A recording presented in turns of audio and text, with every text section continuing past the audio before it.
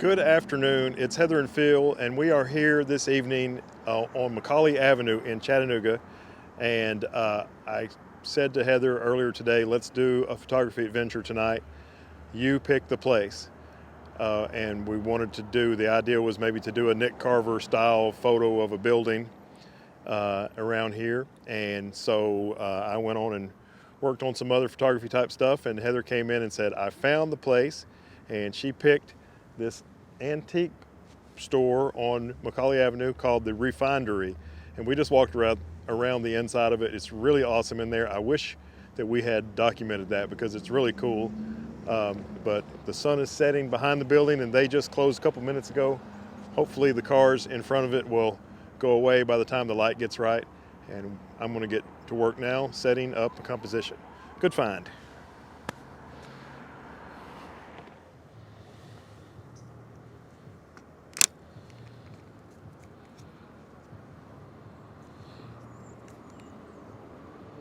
All right, it is 5:13.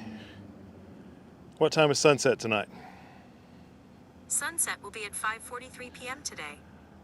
So we got 30 minutes till sunset. They closed at 5, and the last few stragglers are leaving. Thankfully, nobody's right in front of the main part of the building right now. I've got my composition set up here. I've got the camera completely level side to side, obviously, and forward to back. And having the camera level forward to back should make it where I don't have any leaning angle wall distortion, hopefully. So we shall see. I also hope they keep the lights on. There's some lights inside. I hope they keep those on. The sun's setting almost directly behind the building. So we'll have to wait until the sun goes down a pretty good bit for the light to be even on the front of the building. So we got a little bit of waiting to do, but the composition is set up. I'm shooting it at f8, ISO 100, and of course my shutter speed will change as the night falls. So we're across the street from it. I'm right here on the sidewalk, just because the sidewalk was a little higher. I'm shooting at 28 millimeters, and I'm trying to get on the left all the way to the fence that's just to the right of the 1304 sign. I'm getting that in and all the way to the right, because the building's not just the part that comes out there at the front, it also the part over on the left with the R in a gear is part of the refinery. And also, you know, with cars going by on the street, it's possible that I may be able to later on, when my shutter speed gets good and long, catch some headlights streaking by in the picture as well, because there's definitely a lot of the road, especially the far lanes, in the foreground of the picture. So I've had a lot of thoughts lately about focus peaking for manual focus on these modern mirrorless cameras, and if I look through here with the lens on manual, I'm focusing right on the H in the word "the" on the front of the building, and I can move the focus around quite a bit and still have lots of red focus peaking indicators around that H. But if I zoom in super close, there's still some touching up to be done. So for me, let's do a golf analogy. Focus peaking will get you on the green, but you need to zoom in with your focus and fine tune it to get it in the cup. That's my focus peaking, zoom focus metaphor for the day. I had been shooting at f8, but I kind of want the trees that are behind the lower side of the building in the background, I kind of want them to be sort of sharp. So I've stepped up to f11 as time passes. Let's see where we're at. Oh, here comes the fire truck. It's 5:22, so we still have a little while before sunset, and the fire truck's not coming this way. I was going to try to get a picture with the fire truck blurring as it went by. There you can see the level absolutely straight, no deviation side to side or front to back. I'm trying f13 a little bit now. This 24-70 f2.8G lens is absolutely no problem, even with really small apertures. So one of Nick Carver's tricks that he does is he gets the setting or rising sun exposure to match that of the lights left on in one of these old buildings that he makes a photograph of. And the first time I tried a Nick Carver shot, the building that I chose to make photos of, they didn't leave any lights on. So that kind of took that part out. But I did get some nice reflected sunset in the windows. And Nick's latest video that he posted, he kind of used that technique. I think he borrowed it from me. Probably not. But it was still kind of cool to see him use it. But right now, the sky is still much brighter than the light coming from inside the building. But hopefully, when it matches up, I'll get the shot. You know, I'm not the greatest remover of things in Photoshop or Lightroom or whatever. A lot of places around here, and every place, has lots and lots of power lines right in front of it. This place has one cable. I'm not even sure if it's carrying power or if it's just to ballast those two light poles, but it has one cable going across. Surely I can take that out if I need to. Heather was asking if I was in aperture priority, and I told her I was manual. I'm in manual aperture, manual shutter speed, manual ISO, and manual focus. And I'm shooting with the remote shutter release now instead of the timer. It's 2 minutes until sunset, and still the background light, because the building is backlit, is brighter than the lights inside the building. So we'll have to keep waiting for the match to come.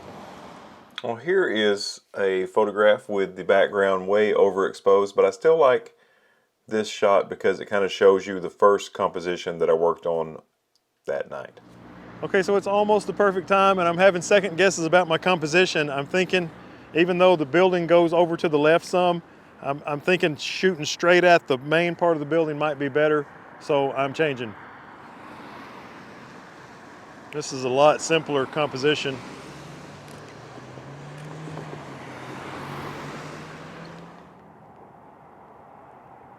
Yeah, I think this, even though it doesn't really have the whole store in it, I think it tells a better story. I really like just the main front of the building, but just in case, I've got it zoomed out to where the left-hand side of the building with the big R on a gear is in the shot, and I can either crop it or leave that in there. It's getting dark enough now to catch some light trails from these cars going by. My exposure's up to 3 seconds. Let's see how my balance is doing. I kind of like the 3-second exposure here, even though the sky is still very blown out with the light trails going by and the bathtubs in front of the building. It's really close, and those the sprinkled lights that are close to the glass are starting to sunstar a little bit with this longer exposure. I'm at f14, 4 seconds now. Oh, it's really a lot of bright light from inside the building now for the first time. Okay, correct exposure now is calling for 8 seconds at f14 and ISO 100. I'm just waiting for some traffic to come in that direction. I'm gonna go ahead and shoot one now and see. I think we may be just about, I don't know, maybe we're not there yet. Definitely the lights inside look great. The bright lights, we're pretty close. Maybe just a little bit darker. This 8-second shot has no traffic in the foreground, which I like, and the stars on the little lights inside the building are just starting to develop, and you can just start to see the light on the left side. Let's see what time it is. Sunset was what, 5:43? Yep. 6:02, so it's like 19 minutes after sunset. Did I do that math right? Yep. And it's just now starting to get just right, or pretty close to it. I'm not perfectly level like I showed you earlier. The camera is tilted, to get it right, is tilted just slightly up, so I may have the lines of the building coming in like this, just the tiniest amount. It shouldn't be too bad though. It's all about light trails now, and maybe balance. I have to just kind of look at it when I get home and see. 15 seconds now. It gets dark when it gets dark. On this one, I cropped the right-hand side off to kind of get rid of some of that overexposed right-hand side because that's where the sun was setting, but I'm really starting to like it a little more now. Recheck focus.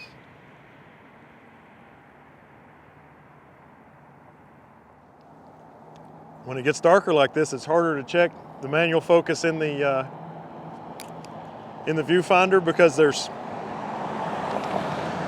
some grain to it, and the graininess makes it difficult to perfectly detect focus. It's a nice old Camaro, 68 or 9. Oh look, you can even see the lights in the building on the left-hand side are bright enough to be seen now. The little individual lights are brighter now than the sunset, but the inside lights are not. Ooh, I like that. With no lights in front of the store to make that weird light. Yeah. And the right-hand side, which doesn't have the store in it, it's got lots of tail lights to kind of give some interest on that side of the picture. That may be the one. 1187 is that picture. Okay, so this is photo number 1187, as I was able to read on the back of the camera, and I really like this. I let the full right-hand side of the photo be in the picture. I like the balance of the light with the light trails going up on the right side. You know, the sun's setting in that direction, and the sky is just a little too bright over there. I wish the sun was directly behind the building, then it would be even everywhere. But I really don't like it being slightly too bright. That's kind of why that composition up there I was thinking about, just because that would put the light directly behind our shot.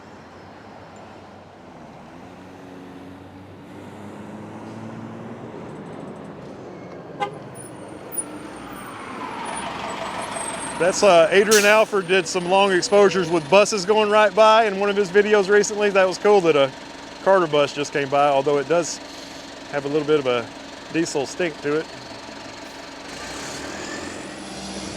Oh yeah. That one's got light trails all the way up in the sky. I'll have to show that one to Adrian because it definitely puts me in the mind of that picture that he made recently. I didn't plan to get the Adrian Alford style bus going by shot, but it was certainly thrilling when it happened accidentally. And I didn't take the power line out of this particular one because I thought it matched the lines of the bus. Okay, so I'm going to go back to the other composition. Do you remember the spot, Heather? Yes. Okay. 25 seconds on this one. I think even over here, the sky is going to be too bright on the right. It'll still be all right though.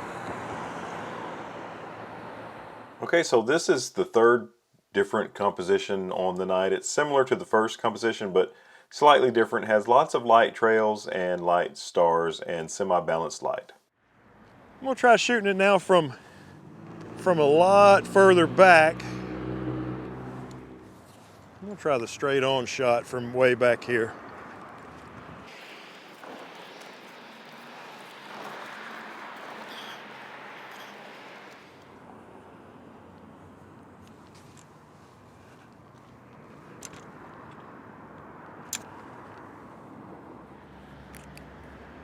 "30 seconds F14. Definitely getting into the blue hour now. Maybe well into it.